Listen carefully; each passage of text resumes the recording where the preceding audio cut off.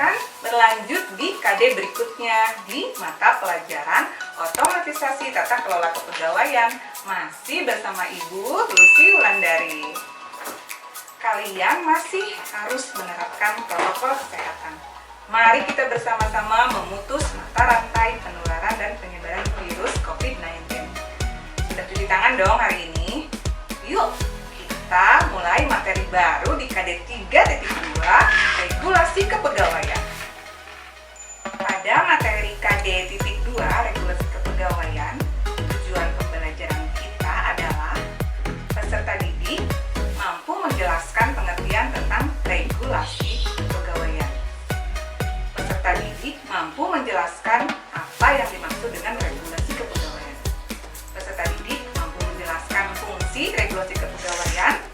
Peserta didik mampu menjelaskan tujuan regulasi kepegawaian. Kemudian peserta didik mampu menyebutkan macam-macam regulasi kepegawaian. Dan peserta didik mampu menyebutkan dan menjelaskan tujuan dan bentuk regulasi kepegawaian. Dan yang terakhir adalah peserta didik mampu menyebutkan apa saja yang termasuk ke dalam pegawai ASN atau aparatur sipil negara menurut Undang-Undang Nomor 5 Tahun 2014. Silakan menyaksikan tayangan berikut ini untuk lebih memahami pertemuan kita yang pertama di KD 3.2. Selamat menyaksikan ya. Secara umum, regulasi adalah peraturan. Adapun menurut Kamus Besar Bahasa Indonesia, peraturan adalah kaidah yang dibuat untuk mengatur, petunjuk yang dipakai untuk menata sesuatu dengan aturan dan ketentuan yang harus dijalankan dan dipatuhi. Membuat suatu aturan tidak boleh dilakukan oleh sembarang orang. Aturan biasanya dibuat oleh orang yang memiliki pengaruh besar terhadap lingkungan atau kelompok tertentu.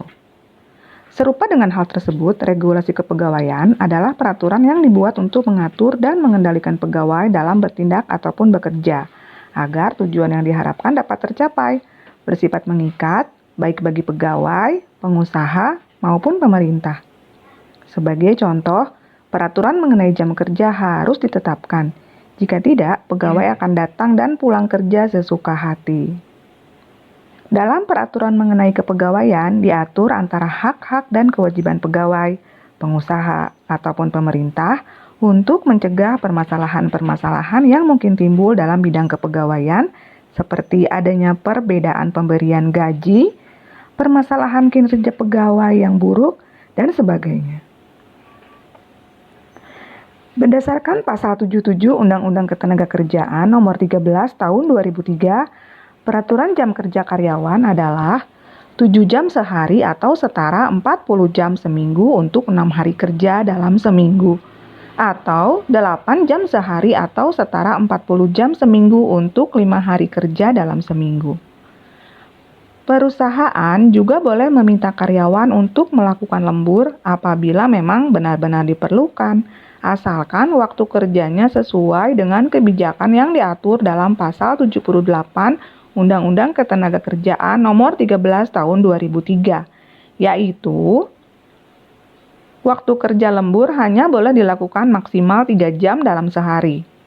Waktu kerja lembur hanya boleh dilakukan maksimal 14 jam dalam seminggu. Karyawan yang lembur berhak mendapat upah lembur. Mari kita bahas satu persatu mengenai pengertian regulasi kepegawaian. Menurut Kamus Besar Bahasa Indonesia, regulasi adalah sinonim dari pengaturan. Peraturan adalah kaidah yang dibuat untuk mengatur, petunjuk yang dipakai untuk menata sesuatu dengan aturan dan ketentuan yang harus dijalankan dan dipatuhi.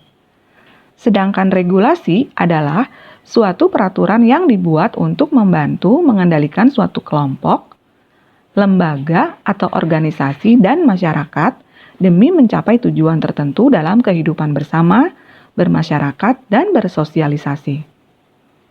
Misalnya, pembatasan hukum diumumkan oleh otoritas pemerintah, regulasi pengaturan diri oleh suatu industri, seperti melalui asosiasi perdagangan, regulasi sosial misalnya norma. Contohnya, regulasi dan pasar, Seseorang dapat mempertimbangkan regulasi dalam tindakan perilaku, misalnya menjatuhkan sanksi seperti denda. Kesimpulannya adalah regulasi kepegawaian peraturan mengenai bidang kepegawaian. Oleh karena peraturan tidak terlepas dengan hukum, peraturan di bidang kepegawaian juga menyangkut hukum. Sumber hukum adalah segala sesuatu yang menimbulkan atau melahirkan hukum. Banyak ahli yang berpendapat mengenai sumber hukum kepegawaian dan hukum ketenagakerjaan. Menurut para ahli ini, sumber hukum ketenagakerjaan adalah peraturan perundang-undangan, adat kebiasaan, agama, jurisprudensi, traktat, peraturan kerja perusahaan, dan perjanjian kerja bersama. Kalau begitu, kita simpulkan kembali, regulasi kepegawaian adalah peraturan yang dibuat untuk mengatur dan mengendalikan pegawai dalam bertindak ataupun bekerja, agar tujuan yang diharapkan dapat tercapai, bersifat mengikat baik bagi pegawai maupun pengusaha dan pemerintah. Tujuan adanya regulasi kepegawaian adalah untuk mengendalikan manusia atau masyarakat dengan batasan-batasan tertentu. Dengan adanya aturan di bidang kepegawaian, pegawai, pengusaha, pemerintah dan pihak lain yang terkait dapat bertindak dan bekerja sesuai dengan standar dalam peraturan yang telah ditetapkan. Seperti misalnya, sesuai dengan macam-macam regulasi kepegawaian yang tadi Ibu bahas tentang peraturan kerja perusahaan dan perjanjian kerja perusahaan. Misalnya, peraturan kerja perusahaan berdasarkan pasal 1 Undang-Undang Nomor 13 Tahun 2003 dibuat secara tertulis oleh pengusaha dengan memuat syarat-syarat kerja dan tata tertib perusahaan, yaitu mengenai kewajiban bagi pengusaha yang mempekerjakan minimal 10 orang pekerja. Tidak berlaku bagi perusahaan yang sudah memiliki perjanjian kerja bersama. Kemudian, peraturan dibuat dengan memperhatikan saran dan pertimbangan dari wakil pekerja di perusahaan. Juga, materi yang diatur adalah syarat kerja yang belum diatur dalam peraturan perundang-undangan dan perincian pelaksanaan ketentuan dalam peraturan perundang-undangan. Biasanya, memuat hak dan kewajiban pengusaha, hak dan kewajiban pekerja, syarat kerja, tata tertib perusahaan, dan jangka waktu berlakunya peraturan perusahaan. Sedangkan mengenai perjanjian kerja bersama, berdasarkan pasal 1 Undang-Undang Nomor 13 Tahun 2003 tentang Ketenagakerjaan adalah hasil perundingan antara serikat pekerja atau serikat buruh atau beberapa serikat pekerja dan serikat buruh yang tercatat pada instansi yang bertanggung jawab di bidang ketenagakerjaan dan pengusaha atau beberapa pengusaha atau perkumpulan pengusaha yang memuat syarat-syarat kerja, hak dan kewajiban kedua belah pihak. Fungsi regulasi kepegawaian. Yang pertama, menjamin kinerja karyawan. Setiap karyawan dalam melaksanakan tugas harus sesuai dengan job description yang sudah ditentukan perusahaan. Job desk merupakan bagian dari peraturan kepegawaian yang mengatur kinerja perusahaan. Yang kedua, menjaga hak dan kewajiban. Agar hak dan kewajiban berjalan dengan baik, maka perlu diikat dalam peraturan kepegawaian. Dan yang terakhir adalah menjamin kepastian hukum baik bagi pengusaha dan karyawan.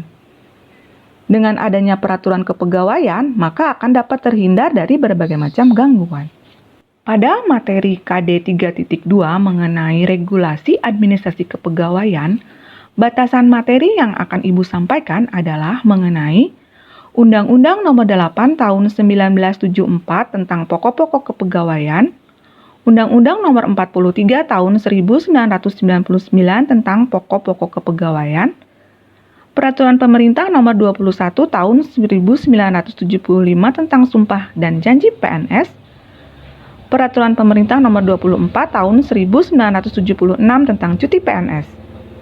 Peraturan Nomor 10 Tahun 1979 tentang penilaian pelaksanaan pekerjaan PNS, Peraturan Pemerintah Nomor 45 Tahun 1990 tentang izin pernikahan dan perceraian bagi PNS, Peraturan Pemerintah Nomor 20 Tahun 1991 tentang kenaikan pangkat PNS, dan Undang-Undang Nomor 5 Tahun 2014 tentang ASN. Pada pertemuan kita kali ini, Ibu akan membahas mengenai Undang-Undang Nomor 8 Tahun 1974 tentang pokok-pokok kepegawaian.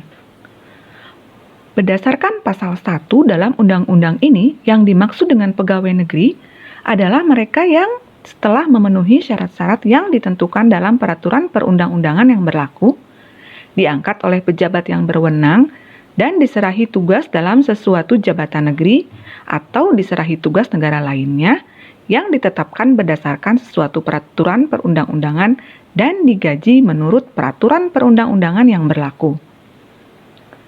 Pejabat yang berwenang adalah pejabat yang mempunyai kewenangan mengangkat dan atau memberhentikan pegawai negeri berdasarkan peraturan perundang-undangan yang berlaku.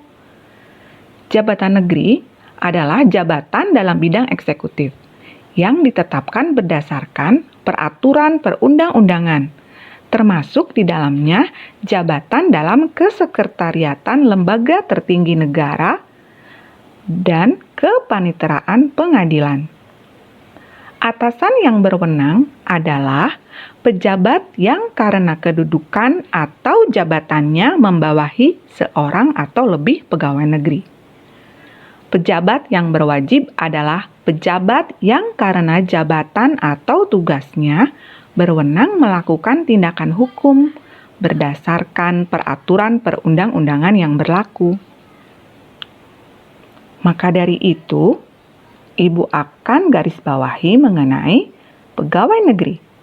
Terdiri dari pegawai negeri sipil dan anggota Angkatan Bersenjata Republik Indonesia.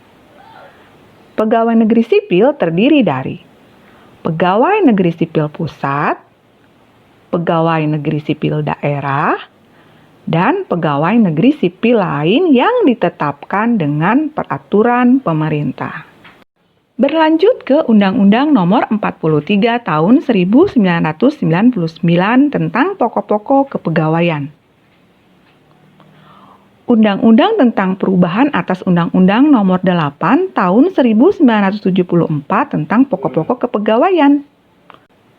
Berbunyi dalam pasal 1, pegawai negeri adalah setiap warga negara Republik Indonesia yang telah memenuhi syarat yang ditentukan, diangkat oleh pejabat yang berwenang dan diserahi tugas dalam suatu jabatan negeri atau diserahi tugas negara lainnya dan digaji berdasarkan peraturan perundang-undangan yang berlaku. Pejabat yang berwenang adalah pejabat yang mempunyai kewenangan mengangkat, memindahkan, dan memberhentikan pegawai negeri berdasarkan peraturan perundang-undangan yang berlaku. Pejabat yang berwajib adalah pejabat yang karena jabatan atau tugasnya berwenang melakukan tindakan hukum berdasarkan peraturan perundang-undangan yang berlaku. Pejabat negara adalah pimpinan dan anggota lembaga tertinggi atau tinggi negara sebagaimana dimaksud dalam Undang-Undang Dasar 1945 dan pejabat negara lainnya yang ditentukan oleh undang-undang. Jabatan negeri adalah jabatan dalam bidang eksekutif yang ditetapkan berdasarkan peraturan perundang-undangan termasuk di dalamnya jabatan dalam kesekretariatan lembaga tertinggi atau tinggi negara dan kepaniteraan pengadilan. Sedangkan jabatan karir adalah jabatan struktural dan fungsional yang hanya dapat diduduki pegawai negeri sipil setelah memasuki atau memenuhi syarat yang ditentukan. Jabatan organik adalah jabatan negeri yang menjadi tugas pokok pada suatu organisasi pemerintah.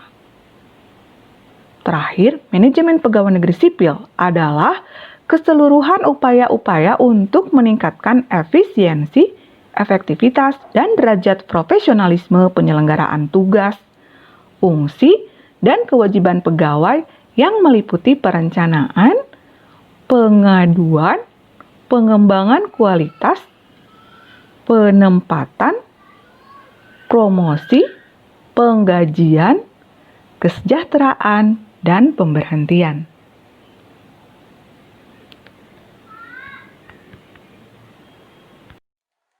Nah, anak-anakku sekalian, bagaimana kalian sudah menyaksikan tayangan berikut tadi?